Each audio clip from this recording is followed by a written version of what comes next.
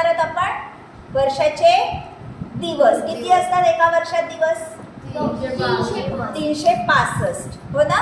एका दिवसात तास किती असतात? 24. हे काय आहे सगळं?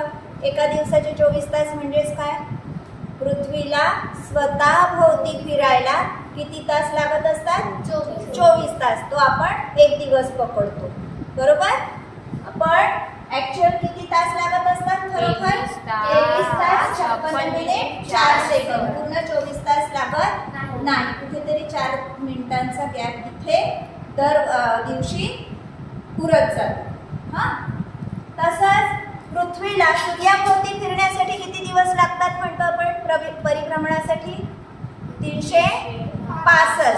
त्यालाच आपण एका वर्षाचे दिवस म्हणतो, हो ना. पण ऍक्च्युअल फक्त 365 नसतात, 365.25 दिवस होत असतात. ठीक आहे. मग हा जो पाव भाग आहे, या पाव भागांचा पूर्ण एक अख्खा दिवस आपल्याला 4 वर्षांनी पूर्ण एक दिवस वाढवून मिळतो. काय म्हणतो आपण त्या वर्षाला? काय म्हणतो त्या वर्षाला? Leap year. दर 4 वर्षांनी येतो.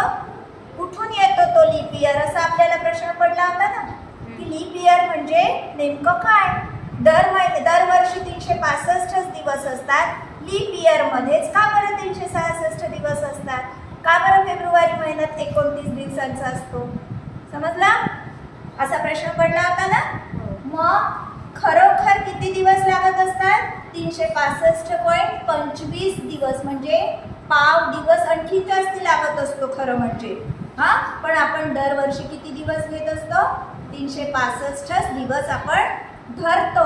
आणि हा जो पाव दिवस उरतो, हे पाव दिवसांचे मिळून असे पाव दिवस पूर्ण अख्खा एक दिवस आपण लीप म्हणजे 4थ्या वर्षी आपण फेब्रुवारी महिन्यात टाकत असतो, बरोबर. म्हणून लीप इयरचा फेब्रुवारी महिना किती दिवसांचा असतो? 29. आता त्याच वर्षाला काय म्हणतात? लीप इयर म्हणतात किंवा लीप वर्ष म्हणतात. ठीक आहे. तुम्हाला एवढं माहिती आहे की लीप वर्षात फेब्रुवारी महिन्याचे दिवस किती असतात? 29 दिवस असतात. मग आता का बरं फेब्रुवारी महिन्यात लीप वर्षात 29 दिवस असतात फेब्रुवारी महिन्याचे ते समजलं. आता आपण बघू की नेमकं लीप इयर कसं ओळखायचं. काय म्हणतो आपण? लीप इयर कसं ओळखायचं. आता कोणता महिन्यात वर्ष सुरू आहे रे? 2016. कॅलेंडर घेऊन या बरं 24 आणि 25चं. काढा फेब्रुवारी महिना. हे कोणत्या वर्षाचं आहे कॅलेंडर? 2024. हा, ते 2025 आहे. ठीक आहे. आपण काय म्हटलं होतं? कितव्या वर्षी लीप इयर येतं म्हटलं होतं? दर किती वर्षांनी? दर 4 वर्षांनी. ठीक आहे. त्याच्यामुळे आपण लीप इयर ओळखण्यासाठी काय करायचं? दशक एकक मिळून तयार होणारी जी संख्या असते ती पाहायचं. बघा 2024 मध्ये किती दिवस आहे फेब्रुवारी महिन्याचे? 29. आणि 2025 मध्ये 28. हा, बघा आता 24 मध्ये तुम्हाला माहिती आहे 4चा भाग जातो निशेष. ह्या दशक आणि एकक मिळून तयार होणाऱ्या संख्येमध्ये 4चा निशेष भाग जात असेल तर ते वर्ष कसं वर्ष आहे समजायचं? लीप वर्ष. ठीक आहे. आता ह्याच्यात जातो का 4चा भाग? नाही. 4चा भाग जात नाही. म्हणजे हे लीप वर्ष नाही. ठीक आहे. आता मी तुम्हाला 2012 आहे का लीप वर्ष? हो. कारण 12 मध्ये 4चा पूर्ण निशेष भाग जातो म्हणून हे लीप वर्ष आहे. 2015 जात नाही, त्याच्यामुळे हे लीप वर्ष नाही. मग लीप वर्ष कसं ओळखायचं? ज्या वर्षाच्या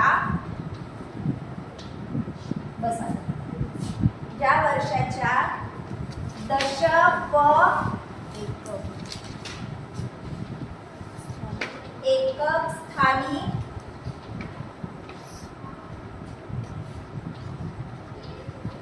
असलेल्या अंकांनी तयार होणाऱ्या संख्येत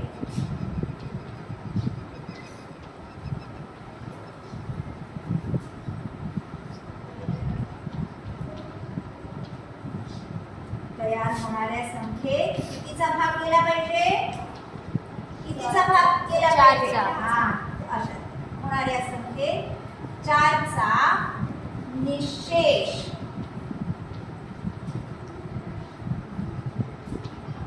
भाग जातो. त्या वर्षाला कोणतं वर्ष म्हणायचं?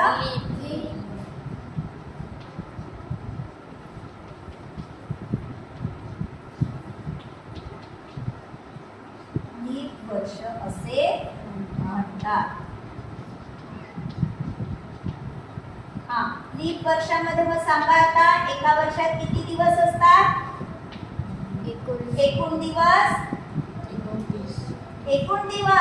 लीप वर्षाचे 366.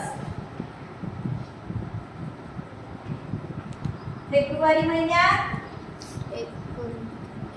बोला 29.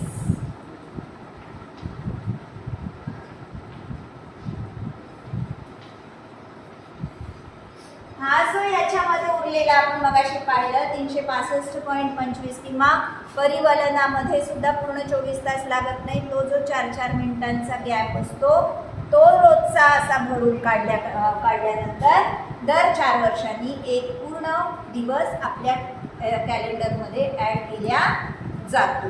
अशा वर्षाला कोणतं वर्ष म्हणतात? लीप वर्ष म्हणतात. जेव्हा त्या वर्षात 366 दिवस असतात, एकूण दिवस, आणि फेब्रुवारी महिन्यात 29 दिवस असतात. तर अशा प्रकारचे उदाहरण विचारू शकतात. रोहित 25 फेब्रुवारी 2024ला त्याच्या मामाच्या गावाला गेला व 1 मार्च 2024ला वापस आला. 25 फेब्रुवारी 2024ला गेला आणि 1 मार्चला वापस आला.